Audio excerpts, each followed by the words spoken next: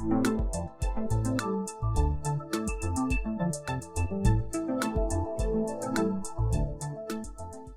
اللہ الرحمن الرحیم، میں ہوں طاہر ڈھینڈسا اور آپ دیکھ رہے ہیں ایس ڈی ٹی وی۔ دل کی بیماری جو ہے وہ بڑا میجر کاز ہے ڈیتھ کی، کینسر بھی، اور ہمیں یہ ایک اعزاز بھی ہے کہ ہماری ایک منسٹر نے نان کمیونیکیبل ڈیزیزز پہ جو یو این کی بیس رپورٹ ہے وہ بھی لکھی تھی، 5-6 بیماریاں، ڈائبٹیز اور ہائپر ٹینشن اور باقی کارڈک ڈیزیز وغیرہ بھی، بلکہ اس میں ایک ڈاکومنٹری بھی بنی، چوکڈ پائپس۔ اس وقت لوگوں کو یہ سمجھ آنی شروع ہوئی کہ یہ جو پائپس ہیں دل کی، جو آرٹریز ہیں، یہ ایکچولی گندی خوراک ضرورت سے زیادہ کھانے کی وجہ سے اندر کچرا جیسے نالیوں میں جم جاتا ہے اور ہم کھلواتے ہیں بلا کے، گٹر بند ہو جاتے ہیں، بالکل اسی طرح چوکس ہو جاتے ہیں۔ تو ہیلتھ کے بجٹ کو کٹ کرنا اور لوگوں کی ہیلدی لائف کا ٹائم سپین انکریز کرنا جو ہے وہ فوڈ سپلائر کے اوپر بڑا زیادہ ڈپینڈ کرتا ہے۔ آبویسلی ارسپانسبلٹی بھی بہت ہوتی ہے، بٹ کچھ ایسے لوگ ہیں یا کمپنیز یا گروپس جو کہ sustainability of their business, because اچھا کریں گے تو وہ چلے گا، اور responsibility as a businessman یا ایز اے بزنس گروپ کے تحت خود بھی اپنے آپ کو ایڈجسٹ کر رہے ہیں ان گلوبل اور انٹرنیشنل ویلیوز کے ساتھ جو آج کل پریویل کر رہی ہیں، جو کہ ایک ویلیو سسٹم اور ایک over all frame work define کرتے ہیں ایٹ دا انٹرنیشنل لیول۔ ہم نے آج دعوت دی ہے ایک ایکسپرٹ کو جو ایک کمپنی چلاتے ہیں جس کا نام کارگل ہے، جو کہ اور چیزوں کے علاوہ فوڈ کی بہت سی چیزیں پروڈیوس کرتے ہیں۔ عثمان کریم صاحب، ویری وارم ویلکم۔ آپ لیڈ ہیں پاکستان میں آف دس کمپنی، تھوڑا سا ہمیں بتائیے یہ جو ہم فیٹ استعمال کرتے ہیں، پھر تھوڑا سا آگے چلتے ہیں اس پہ۔ Thank you very much Tahir صاحب۔ آپ نے جیسے بھی ذکر کیا کہ جہاں تک کھانے پینے کا سوال ہے، ہم اپنی سوسائٹی میں پاکستان کے حوالے سے اگر میں بات کروں تو ہمارا بہت سا فوکس اس وقت جو ہے وہ فوڈ سیکیورٹی کی طرف ہے، which is I think very important also, because ہم ڈیفینیٹلی اس فیز سے گزر رہے ہیں اور کافی عرصے سے گزر رہے ہیں جہاں پہ ہمیں اپنے لوگوں کو فیڈ کروانے میں بھی چیلنجز آ رہے ہیں۔ Lot of our food commodities are being imported also, so وہ چیلنجز ہیں۔ سو اس ساری سینیریو میں فوڈ سیکیورٹی اور ہماری پاپولیشن دیکھی جائے تو we are almost touching now 240 million people. So یہ جو سارا سینیریو ہے، اس میں food security is extremely critical and important. So there is no doubt about that debate and discussion, وہ چلتی رہنی چاہیے اور ہونی بھی چاہیے۔ لیکن اس کے ساتھ ساتھ ایک اور جو ڈسکشن اور ڈبیٹ بہت امپورٹنٹ ہے وہ نیوٹریشن کے حوالے سے بھی ہے اور فوڈ سیفٹی کے حوالے سے بھی ہے۔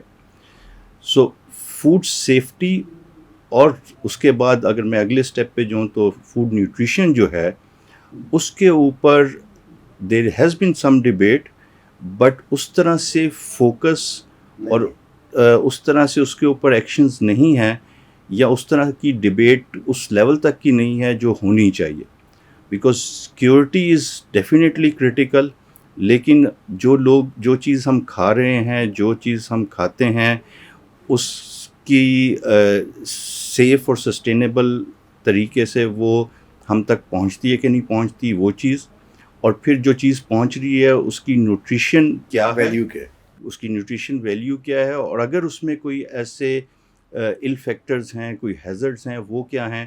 That is also very critical to know to a general consumer also, اور وہ سب کمپنیز، وہ سب لوگ جو اس ویلیو چین کا حصہ ہیں، وہ ان کی بھی رسپانسبلٹی ہے کہ وہ ان سب کو بھی ساتھ لے کے چلیں اور واچ کریں۔ That's an important area. بالکل ٹھیک ہے۔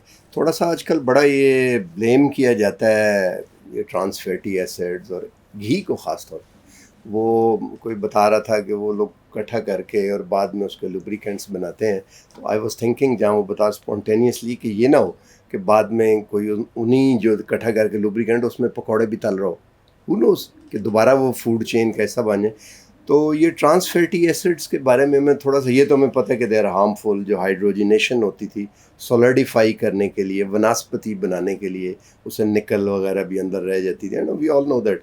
لیکن آج کل جو ٹرانس فیٹی ایسڈز ہیں جو کہ ہیں، وہ کیا، ان کا کیا ہیزرڈ لیول ہے، کس طرح، اور کمپنیاں رسپانسبل ہونے کے ناطے کس طرح ان پہ کام کر رہی ہیں؟ دیکھیں یہ بہت امپورٹنٹ سبجیکٹ ہے، اور ہمارے پاکستان کے کانٹیکسٹ میں یہ اور بھی زیادہ امپورٹنٹ ہو جاتا ہے فار دا ریزن کہ ہم ایز اے نیشن جو ہے ہماری consumption of fats and oils is very high. So اگر ہم گلوبل سینیریو میں دیکھیں تو per capita consumptions and obviously with lot of population ہماری ہیبٹس بھی کچھ ایسی ہیں، ٹاپ ٹیئرز میں ہوں گے ہم، بیکاز ہماری ہیبٹس بھی ایسی ہیں، ہمارے فوڈ سٹائلز ایسے ہیں، فوڈ کا جو کوزینز ہیں وہ ایسے ہیں کہ جس میں فیٹس کی انوالومنٹ بہت زیادہ ہے. پھر اوپر تری بھی ڈالتے ہیں. جی پھر اس کے بھی اس میں مزید فلیور لینے کے لیے ہم وہ سب کچھ چیزیں بھی کرتے ہیں which is part of our culture. So ہماری فوڈ ہیبٹس کا وہ حصہ ہیں. سو دیکھیں ہم فوڈ ہیبٹس کو چینج کرنا آسان کام نہیں ہوتا، it takes generations to do that. So اگر ہم اس چیز کے اوپر ڈبیٹ کریں گے کہ اچھا کم آئل کھائیں زیادہ آئل کھائیں، that debate has to be there, no doubt about it, but that's part of our habits. So over a period of time وہ habits change ہو سکتی ہیں، بٹ جیسے میں نے کہا کہ وہ اس کے لیے کئی دفعہ جنریشنز چاہیے ہوتی ہیں. دی امپورٹنٹ چیز پھر اس میں یہ آتی ہے کہ کیا وہ جو چیز ہے، اور اسپیشلی جب میں آئل کی اور فیٹس کی بات کرتا ہوں، آئل اینڈ فیٹس یہ نہیں کہ وہ it's hazards to health. Yes to an extent جہاں پہ بھی آپ اوور اسٹریس کرتے ہیں، ایکسیس کرتے ہیں، وہ ہیزرڈس ہو جاتی ہے. امپورٹنٹ چیز یہ ہے کہ اس کی اٹ سیلف، اس کے اندر جو ہیزرڈس یا ill میٹرز ہیں وہ کیا ہیں جو آپ کو زیادہ تکلیف دے سکتے ہیں. سو جو بھی آپ نے ٹرانس فیٹی ایسڈس کی بات کی، ٹرانس فیٹی ایسڈس جو ہے وہ انڈسٹریل پروڈکٹس میں، کیونکہ جو بھی آئل آتا ہے it passes through certain industrial process, خاص طور پہ جو بیکری میں استعمال ہوتا ہے، خاص طور میں جو دوسری انڈسٹریل فوڈ پروڈکٹس میں استعمال ہوتا ہے، وہ ایک انڈسٹریل پروسیس سے گزر کے اور پھر وہ ان پروڈکٹس کا حصہ بنتا ہے. وہ جو انڈسٹریل پروسیس جس کا بھی آپ نے بھی ایک ذکر کیا، hydrogenation is one of the process. So اکثر یہ پروڈکٹس جتنی بنائی جاتی ہیں جو انڈسٹریل یوز میں جاتی ہیں فیٹس کی، اس میں ہائیڈروجنیشن کی جاتی ہے. جب آپ پارشل ہائیڈروجنیشن کرتے ہیں جس کو کہا جاتا ہے، سو اس پروسیس کے through trans fatty acids product میں پروڈیوس ہوتے ہیں. یہ جو ٹرانس فیٹی ایسڈس ہوتے ہیں یہ وہ ہارمفل امپیکٹ کریٹ کرتے ہیں اس فیٹ اور آئل میں، جو end of the day cholesterol کو کاز کرتی ہیں آپ کی باڈی میں، and eventually lead to all those things جو بھی آپ نے ذکر کیا. ہارٹ کی ڈیزیزز بھی اس میں شامل ہیں، بلڈ پریشر بھی اس میں شامل ہے. So there are researches which has been done, اور دے آر اسٹیبلشڈ فیکٹس اس کے اوپر موجود ہیں کہ یہ وہ ill میٹرز ہیں اس آئل یا فیٹس کے اندر which eventually causes this hazard to your health. So جیسے میں نے بات کی کہ آپ اگر پوری پکچر کو ایک ہی گو میں ہینڈل کرنے کی کوشش کرتے ہیں تو it's a difficult.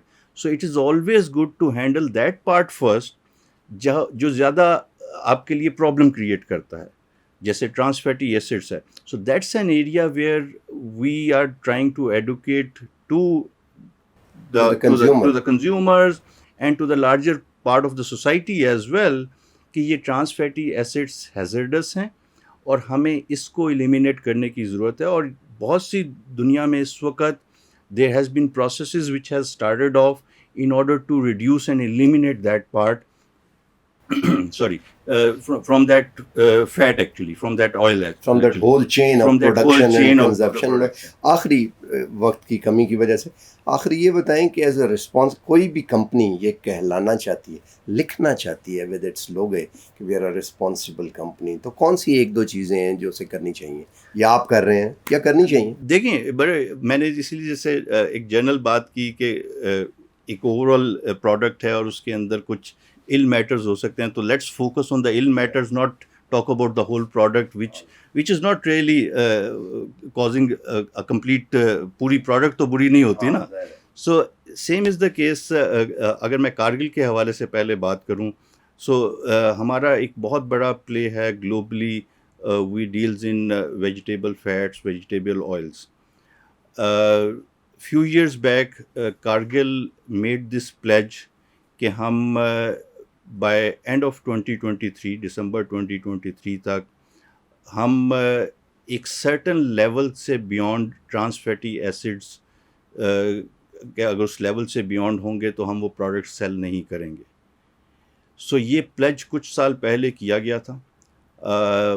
It was said that which was about 2%. 2% سے زیادہ اگر ٹرانس فیٹی ایسڈ پروڈکٹ میں ہے تو will not produce and sell that product.